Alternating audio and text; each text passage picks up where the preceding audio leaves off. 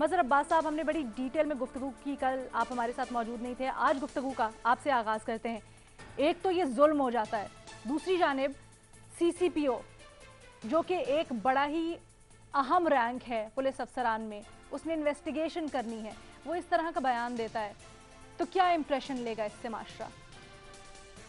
देखिए, माशरा तो छोड़ें, पहले वो उस फोर्स में क्या जाएगा जिस फोर्स को आप इससे पहले वाला इशू उठा लें जिसमें आईजी और सीसीपीओ के दरमियान एक तनाज़ा खड़ा हुआ। उसमें अल्टीमेट कैजुअल्टी जो है वो आईजीपी बना।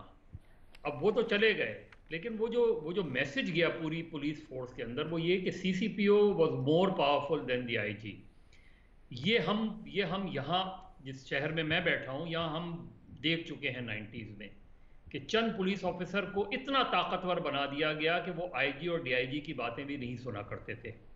हद तो ये है कि उस वक्त के हाई कोर्ट के चीफ जस्टिस की जो ऑर्डर्स थे उनको भी फॉलो नहीं किया जाता था। तो जब आप कुछ पुलिस ऑफिसर्स को इस तरीके से लेकर आते हैं तो वो इतने ताकतवर होते हैं कि वो अपने सुपीरियर्स की बात नहीं सुनते। और फिर जिस तरह कहते हैं कि पहले सोचो फिर बोलो, यानी वो उनको उनको ये एहसास ही नहीं था कि वो क्या गुफ्तगू कर रहे हैं जिस वक्त उन्होंने ये पहला बयान दिया इस हवाले से।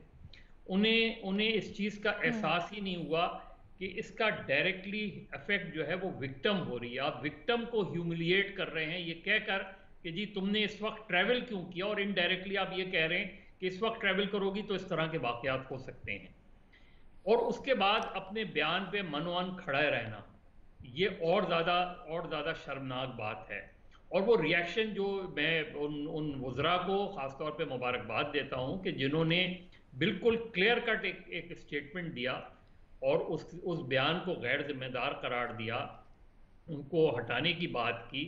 देखिए, यही प्रॉब्लम होती है कि जब आप इंटरफेयर करते हैं पुलिस पुलिस फोर्स के अंदर, इसी वजह से हमारी पुलिस को उस तरीके से इवन माशरा सीरियसली नहीं लेता कि जी एक एसएचओ है, उसको पता है कि किसकी सिफारिश पर मैं आया हूँ, उसी की सिफारिश पे मैं हटा दिया जाऊंगा या मैं अपनी जगह बरकरार रहूंगा। तो जब आप किसी पुलिस ऑफिसर को इस तरीके से पोस्टिंग देते हैं, इस तरीके से उसके ट्रांसफर करते हैं, तो इसी वजह से पुलिस फोर्स आपकी एक प्रोफेशनल पुलिस फोर्स नहीं बन पाई पूरे मुल्क में।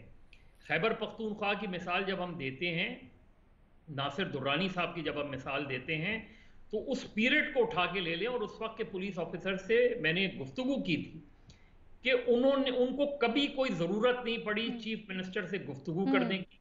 चीफ मिनिस्टर को ज़रूरत नहीं पड़ी आईजी को फ़ोन करने की। प्राइम मिनिस्टर ने कभी इंटरफेयर नहीं किया क्योंकि उन्होंने इसी कंडीशन पे उनको बनाया था। लेकिन जब हम पंजाब में आते हैं तो पंजाब में हम देखते हैं कि आप जब जब किसी पॉलिटिकल सिफारिश पे आप किसी को एसपी लगाएंगे, किसी को ट्रांसफर करेंगे, तो फिर यही चीजें होती हैं। हम सोल्यूशन की तरफ नहीं जाते कि इन चीजों का हम हम्म। सोल्यूशन कैसे होंगे। अब ये वाकया हुआ है, इसमें एक आउटबर्स्ट हम देख रहे हैं कि जी क्या होना क्या चाहिए। देखिए, मैं बिल्कुल सीधी सी बात कहता हूं कि इनको इस जी। इस तरह के वाकयात में इबरतनाक सजा देनी चाहिए।